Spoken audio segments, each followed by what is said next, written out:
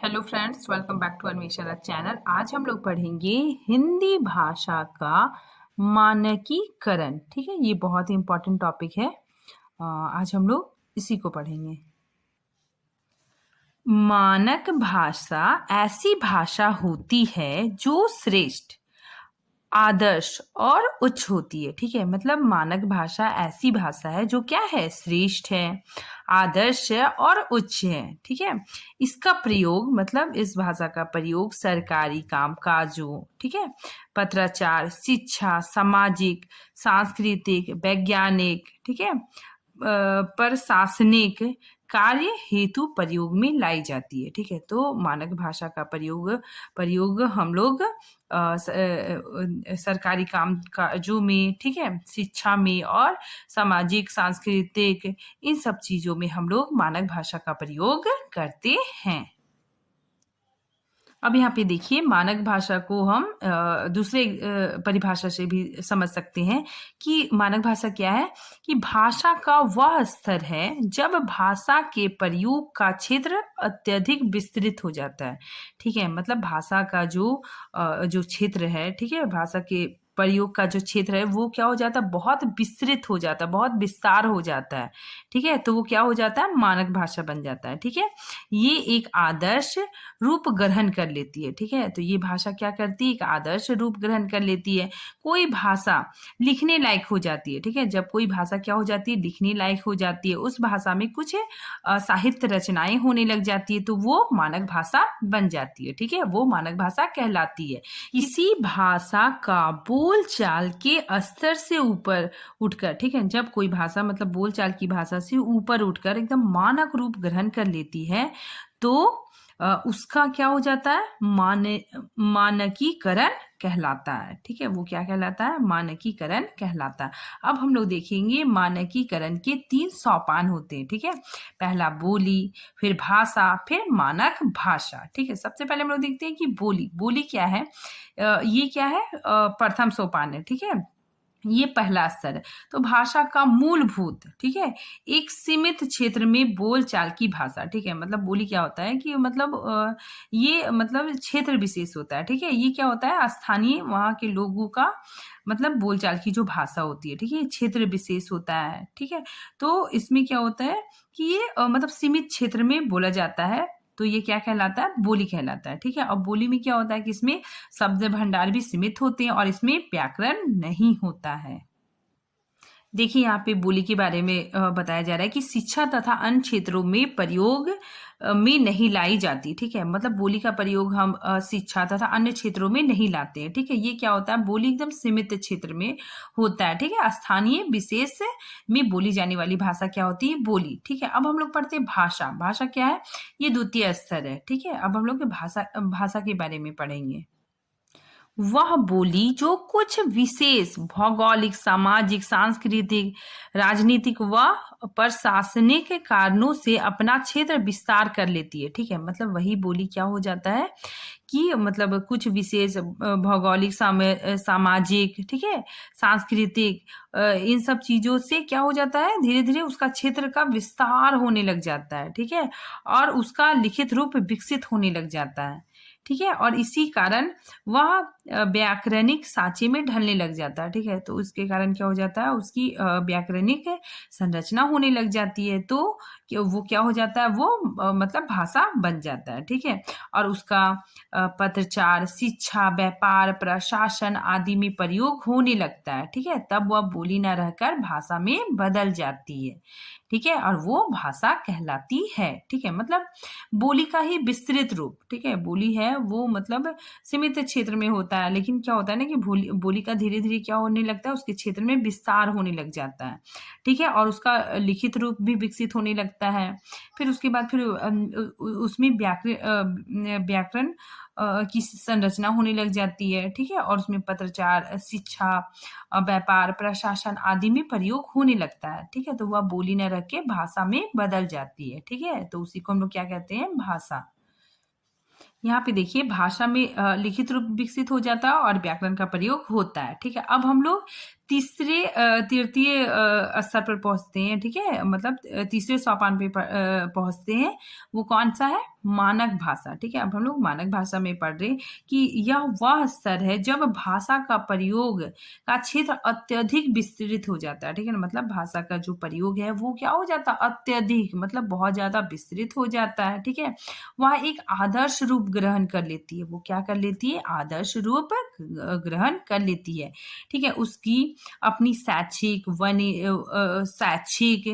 वाणिज्य, साहित्यिक, शास्त्रीय, तकनीकी और कानूनी शब्दावली होती है। ठीक है, इस स्थिति में पहुंचकर भाषा मानक रूप ग्रहण कर लेती है। ठीक है, तो उसका बहुत विस्तार हो जाता है, वो धीरे धीरे क्या हो जाता है? वो मानक रूप ग्रहण कर लेती है। ठीक है, तो यहाँ पे बताया जा रहा है कि इस स्थिति में पहुंचकर भाषा मानक रूप ग्रहण करना मानक भाषा कहलाता है। ठीक है, और ये क्या होता है? यह भाषा शुद्ध होता है, उच्च स्तरीय और परिमार्जित होती है। अब हम लोग मानक भाषा के तत्व देखेंगे। ठीक है, तो मानक भाषा के तत्व कौन कौन से हैं? ऐतिहासिकता, केंद्रों उन्मुखता, ठीक है, सहजता या फिर बोधगम्यता। फिर नेक्स्ट है व्याकरणिक साम्यता, एक रूपता और स्वायत्ता। ये क्या है? मानक भाषा के तत्व हैं। अब देखिए मानक भाषा के नाम। ठीक है, मानक भाषा को कई नामों से पुकारा जाता है। ठीक है, इसे परिनिष्ठित भाषा भी कहा जाता है। ठीक है, इसे साधु भाषा भी कहा जाता है, इसे नागर भाषा, ठीक है, नागर भाषा भी कहा जाता है क्योंकि ये शहर की भाषा है। ठीक है, और अंग्रेजी में इसे स्टैंडर्ड लैंग्वेज कहा जाता है। अब हम लोग देखेंगे मानक भाषा की आवश्यकता या कारण। ठीक है, मतलब मानक भाषा की आवश्यकता क्यों होती है? ठीक है, उसका क्या क्या कारण है? ठीक है, पहला देखिए जन समुदाय से संपर्क स्थापित करना। ठीक है, मतलब मानक भाषा से हम लोग क्या करते हैं?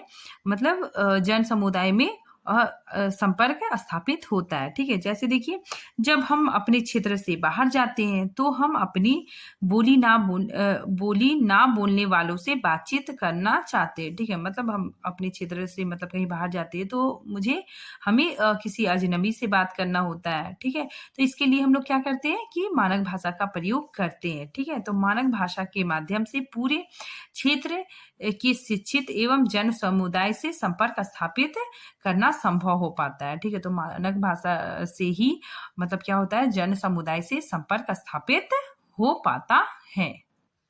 आगे देखिए एकता के सूत्र में बांधने का काम। ठीक है, मतलब मानक जो भाषा है वो हम लोगों को एकता के सूत्र में बांधने का प्रयास करता है। ठीक है, जैसे देखिए मानक भाषा हमें एक दूसरे से जोड़ती है। ठीक है, हमें एक दूसरे से जोड़ती है, विशेषकर शिष्ट लोगों को। ठीक है, आमतौर पर बहुत सारे लोग अलग अलग बोलियां, ठीक है, अलग अलग अपनी अपनी भाषा बोलते हैं। ठीक है, मगर जब उन्हें आपस में बातचीत करना होता है या मदद लेना होता है तो वे मानक भाषा का प्रयोग करते हैं। ठीक है, मानक भाषा सारे क्षेत्र को एकता के सूत्र में बांधती है। ठीक है, मानक भाषा के कारण ही हम श्रेष्ठ और आधुनिक शिक्षा का लाभ उठा सकते हैं। ठीक है, नेक्स्ट हम लोग देखते हैं देश में शासन तंत्र व्यवस्थित चलाने के काम। ठीक है, मतलब देश में शासन तंत्र एकदम व्यवस्थित ढंग से चलाने के लिए। ठीक है, तो मानक भाषा की आवश्यकता होती है। देखिए मानक भाषा के प्रयोग से शासन तंत्र सुचारू रूप से चलता है। ठीक है, जैसे देखिए अच्छे अधिकारी की आवश्यकता पड़ने पर दूर दूर क्षेत्रों में भेजा जा सकता है। ठीक है, मतलब जो अच्छे अधिकारी हैं, ठीक है, तो उन्हें मतलब दूर क्षेत्रों में भेजा जाता है। ठीक है, और वे लोग मतलब मानक भाषा का प्रयोग करते हैं। आगे देखिए श्रेष्ठ साहित्य कृतियों का सृजन। ठीक है, मानक भाषा में श्रेष्ठ साहित्य कृतियां संभव है। ठीक है, मतलब मानक भाषा में बहुत श्रेष्ठ साहित्य रचे जाते हैं। ठीक है, नंबर 5 देखिए विज्ञान और तकनीकी का लाभ। ठीक है, मानक भाषा से विज्ञान और तकनीकी से लाभ उठाया जा सकता है। ठीक है, तो मानक भाषा से विज्ञान और तकनीकी से लाभ व्यापक समुदाय को मिलता है। ठीक है, मतलब बहुत सारे लोगों को मिलता है। मानक भाषा के बिना विज्ञान और तकनीकी का ज्ञान संभव नहीं है। हिंदी भाषा के मानकीकरण की दिशा में उठाए गए महत्वपूर्ण कदम। ठीक है, सबसे पहले हम लोग देखेंगे खड़ी बोली की व्यवहारिकता के संदर्भ में। ठीक है, देखिए यहाँ पे भारतेंदु हरिश्चंद्र ने हरिश्चंद्र मैगजीन के जरिए खड़ी बोली को व्यवहारिक रूप प्रदान करने का प्रयास किया। ठीक है, तो जो भारतेंदु हरिश्चंद्र जी है, उन्होंने अपने मैगजीन में, हरिश्चंद्र मैगजीन में खड़ी बोली को, ठीक है, खड़ी बोली को व्यवहारिक रूप प्रदान किया था। ठीक है, मतलब आम जो लोग बोलचाल की भाषा में यूज करते हैं, ठीक है, तो उसी भाषा को, खड़ी बोली को व्यवहारिक रूप प्रदान करने का प्रयास किया था। ठीक है, और उनके इस प्रयास से ही आज हिंदी की खड़ी बोली में अनेक रचनाएं रची जा रही है। ठीक है, तो उन्हीं के प्रयास से आज क्या हो रहा है कि हिंदी में खड़ी बोली में, ठीक है, खड़ी बोली में अनेक रचनाएं देखने को मिलती है। ठीक है, आगे देखिए खड़ी बोली को पद की भाषा बनने के संदर्भ में सक्रिय रूप से और एक आंदोलन की तरह खड़ी बोली का मानकीकरण का सवाल महावीर प्रसाद द्विवेदी ने उठाया। ठीक है, तो इसका जो मतलब सक्रिय रूप से खड़ी बोली का मानकीकरण का सवाल सबसे पहले महावीर प्रसाद द्विवेदी ने उठाया। ठीक है, उन्होंने अनुभव किया कि भाषा की एकरूपता और परिनिष्ठता के लिए एक तो क्षेत्रीय भाषाओं के प्रयोग को छोड़ना पड़ेगा। ठीक है, तो उन्होंने यह महसूस किया कि भाषा की एकरूपता के लिए, ठीक है, परिनिष्ठता के लिए क्षेत्रीय भाषा, ठीक है, क्षेत्रीय भाषा का प्रयोग छोड़ना पड़ेगा। ठीक है, और दूसरे गद्य और पद की भाषा को एकरूप करना होगा। ठीक है, मतलब गद्य और पद की भाषा को मतलब एक रूप करना होगा। ठीक है, तो पहले क्या होता था ना कि मतलब पद की रचनाएं ब्रज में होती थी और गद्य की रचनाएं खड़ी बोली होती थी। ठीक है, तो द्विवेदी जी कहते थे कि नहीं, गद्य और पद दोनों की भाषा क्या होनी चाहिए, खड़ी बोली होनी चाहिए। ठीक है, आगे देखिए साहित्य में खड़ी बोली के प्रयोग के बारे में जागरूकता लाने वाले भारतेंदु के बाद अयोध्या प्रसाद खत्री थे। ठीक है, मतलब खड़ी बोली में जागरूकता लाने वाले भारतेंदु के बाद अयोध्या प्रसाद खत्री जी आए। ठीक है, खत्री प्रचलित भाषा को ठेठ हिंदी कहते थे। ठीक है, मतलब जो प्रचलित भाषा थी उसको क्या कहते थे, ठेठ कहते थे। ठीक है, जिसमें ना तो अरबी फारसी के कठिन शब्द हो और ना ही क्लिष्ट संस्कृत के शब्द हो। ठीक है, उनका दूसरा मत यह था कि गद्य के समान पद की भाषा भी खड़ी बोली होनी चाहिए। ठीक है, तो उनका मानना था कि गद्य और पद दोनों की भाषा खड़ी बोली होनी चाहिए। ठीक है, इनको उन्होंने आंदोलन के रूप में उठाया और पद में ब्रज भाषा को चलाए रखने का घोर विरोध किया। ठीक है, तो वो क्या बोल रहे थे कि गद्य और पद दोनों क्या होना चाहिए, खड़ी बोली होनी चाहिए। ठीक है, तो पद को ब्रज भाषा के चलाए रखने का जो उन्होंने क्या किया, घोर विद्रोह किया। ठीक है, विरोध किया। वे ब्रज भाषा को हिंदी ही नहीं मानते थे। ठीक है, तो वो ब्रज भाषा को हिंदी नहीं मानते थे। ब्रज भाषा के समर्थकों का उनका विरोध किया। ठीक है, तो ब्रज भाषा के जो समर्थक थे, ठीक है, तो उन लोगों ने मतलब इनका विरोध किया। ठीक है, आगे देखिए महावीर प्रसाद द्विवेदी ने देख लिया कि साहित्य में दो भाषाओं का होना ही इसकी अस्थिरता और अनेक रूपता का मूल कारण है। ठीक है, तो महावीर प्रसाद द्विवेदी को मतलब ये पता चल जाता है ये दो भाषाओं के कारण क्या हो जा रहा है ना कि जो भाषा में क्या हो जा रहा है, अस्थिरता और अनेक रूपता मतलब हो जा रहा है। ठीक है, इस धारणा के विरुद्ध ब्रज भाषा प्रेमी विरोधी करते रहे। ठीक है, मतलब जो ब्रज भाषा प्रेमी थे वो लोग क्या करने लगे, विरोध करने लगे। ठीक है, परंतु हिंदी साहित्य के सौभाग्य द्विवेदी जी और खड़ी बोली का पक्ष सबल रहा। ठीक है, तो द्विवेदी जी का पक्ष क्या रहा, सबल रहा। ठीक है, अनेक कवि ब्रज भाषा छोड़कर खड़ी बोली की ओर प्रवृत्त हुए। ठीक है, तो मतलब बहुत सारे कवि ब्रज भाषा छोड़कर खड़ी बोली में रचनाएं करने लगे। हिंदी भाषा के मानकीकरण में सरस्वती पत्रिका की भूमिका। ठीक है, हम लोग देखते हैं कि हिंदी भाषा का जो मानकीकरण है उसमें सरस्वती पत्रिका का क्या भूमिका है। ठीक है, देखिए यहाँ पे द्विवेदी युग। ठीक है, 1900 से 1920 हिंदी भाषा के परिष्कृत और सुधार का अतुल्य युग था। ठीक है, मतलब हिंदी भाषा के सुधार का बहुत ही अच्छा युग था। ठीक है, युग निर्माता महावीर प्रसाद द्विवेदी ने खड़ी बोली हिंदी के प्रत्येक अंग को गढ़ने संवारने का कार्य बहुत लगन से किया। ठीक है, तो महावीर प्रसाद द्विवेदी ने बहुत अहम भूमिका निभाई। ठीक है, उन्होंने खड़ी बोली को मतलब स्वयं से उसको गढ़ने और उनको सजाने का काम किया। ठीक है, साथ ही अन्य भाषा साधकों को भी इस कार्य में प्रवृत्त किया। ठीक है, मतलब अन्य कवियों को भी वे बहुत प्रेरणा देते रहे। ठीक है, उनको मोटिवेट करते रहे। उनका कार्यान्वयन वे स्वयं भी करते थे। ठीक है, मतलब उसका कार्य वो स्वयं करते थे, दूसरे लेखकों से भी करवाते थे। ठीक है, सरस्वती में प्रकाश से आए लेखों को संशोधन स्वयं करते थे। ठीक है, मतलब सरस्वती जो पत्रिका थी उसका वो मतलब स्वयं से संशोधन करके उसका प्रकाशन करवाते थे। आगे देखिए कामता प्रसाद गुरु का हिंदी व्याकरण। ठीक है, देखिए महावीर प्रसाद द्विवेदी की प्रेरणा से संपादित कामता प्रसाद गुरु का व्याकरण हिंदी के मानक रूपों के विकास में एक बहुमूल्य घटना है। ठीक है, मतलब महावीर प्रसाद द्विवेदी से प्रेरणा पाकर जो ये कामता प्रसाद है इन्होंने क्या किया, कामता प्रसाद ये क्या किए, व्याकरण की रचना की। ठीक है, तो वो व्याकरण बहुत ही मतलब अच्छा था। ठीक है, मानक रूप से बहुत बहुमूल्य था। ठीक है, हजारों लेखकों ने इससे भाषा को शुद्ध और आदर्श रूप में बृहत करने की शिक्षा पाई। ठीक है, कामता प्रसाद गुरु हिंदी व्याकरण के जनक के रूप में सदा के लिए अमर हो गए। ठीक है, तो मतलब कामता प्रसाद ये क्या थे, हिंदी के प्रथम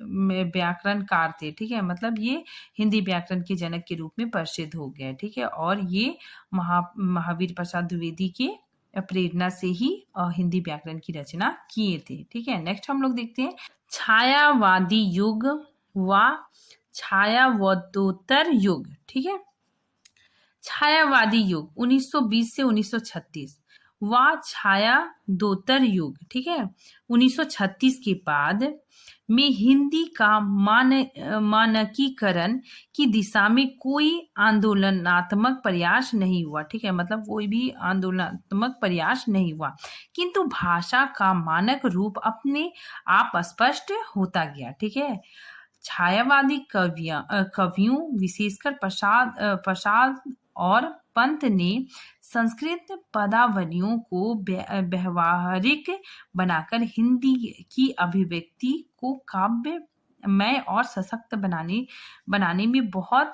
काम किया। ठीक है, तो वे लोग क्या करते हैं, खास करके प्रसाद और पंत जी जो संस्कृत पदावली है, ठीक है, तो उसको क्या करते हैं, व्यवहारिक बनाकर, ठीक है, हिंदी की अभिव्यक्ति में काव्यमय और सशक्त बनाने का काम करते हैं। ठीक है, और ब्रज भाषा के प्रयोगों के दावे को समाप्त कर देते हैं। ठीक है, मतलब ब्रज भाषा का प्रयोग अब नहीं करते हैं। ठीक है, आगे देखिए स्वतंत्रता प्राप्ति के बाद 1947 के बाद हिंदी के मानकीकरण पर नए सिरे से विचार विमर्श शुरू हुआ। ठीक है, क्योंकि हिंदी भाषा को संविधान ने राज्य भाषा के पद पर प्रतिष्ठित किया। ठीक है, मतलब जब देश आजाद हो गया तो हिंदी भाषा को राज्य भाषा बनाया गया। ठीक है, जिससे हिंदी पर बहुत बड़ा उत्तरदायित्व आ गया। ठीक है, हिंदी में मानकीकरण पर नए सिरे से विचार विमर्श होने लगा। ठीक है, इन विषयों पर दो संस्थाओं का विशेष योगदान है। ठीक है, दो संस्थाओं का विशेष योगदान है। एक केंद्रीय हिंदी निर्देशालय का और दूसरा प्रयाग मतलब इलाहाबाद। ठीक है, इलाहाबाद विश्वविद्यालय के हिंदी विभाग का। नेक्स्ट देखिए धारावाहिकों और फिल्मों का। ठीक है, इन लोगों ने भी बहुत अहम भूमिका निभाई। देखिए सिनेमा, रेडियो, पत्र पत्रिकाएं, छापे खानों और उनसे निकलने वाली ढेरों पुस्तकों ने बहुत सहायता पहुंचाई। ठीक है, इसके माध्यम से हिंदी का प्रचार हिंदी के कोने कोने तक हो गया। ठीक है, मतलब इसके माध्यम से पत्र पत्रिकाओं, पुस्तक, ठीक है, रेडियो, सिनेमा, इनके माध्यम से हिंदी का प्रचार मतलब कोने कोने तक हो गया, देश के कोने कोने तक हो गया। ठीक है, बताया जाता है कि दक्षिण में सिनेमा ने विशेषकर हिंदी को प्रचारित किया। ठीक है, मतलब दक्षिण की तरफ सिनेमा ने पूरे हिंदी को प्रचारित किया। ठीक है, हिंदी संस्थाओं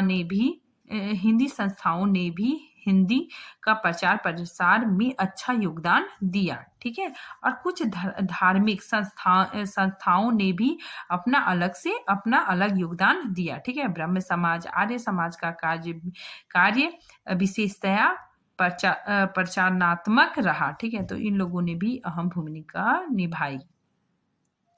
आगे देखिए इलाहाबाद विश्वविद्यालय का योगदान। ठीक है, मतलब भाषा के सर्वगिन मानकीकरण का प्रश्न सबसे पहले 1950 में इलाहाबाद विश्वविद्यालय के हिंदी विभाग ने उठाया। ठीक है, तो सबसे पहले कहाँ पे हुआ? 1950 में इलाहाबाद विश्वविद्यालय के हिंदी विभाग में उठाया गया। ठीक है, डॉक्टर धीरेन्द्र वर्मा की अध्यक्षता में एक समिति गठित की गई। ठीक है, जिसमें डॉक्टर हरदेव बाहरी, डॉक्टर माता प्रसाद गुप्त आदि सदस्य मौजूद थे। ठीक है, धीरेन्द्र वर्मा ने देवनागरी लिपि, ठीक है, चिन्हों में एक रूपता, ठीक है, उसके बाद फिर हरदेव बाहरी ने वर्ण विन्यास की समस्या, इंदर शर्मा ने हिंदी व्याकरण और माता प्रसाद गुप्त ने हिंदी शब्द भंडार का स्थितीकरण विषय पर अपना प्रतिवेदन प्रस्तुत किया। ठीक है, हिंदी निर्देशालय, ठीक है, केंद्रीय हिंदी निर्देशालय ने लिपि मानकीकरण पर अधिक ध्यान दिया। ठीक है, देवनागरी लिपि तथा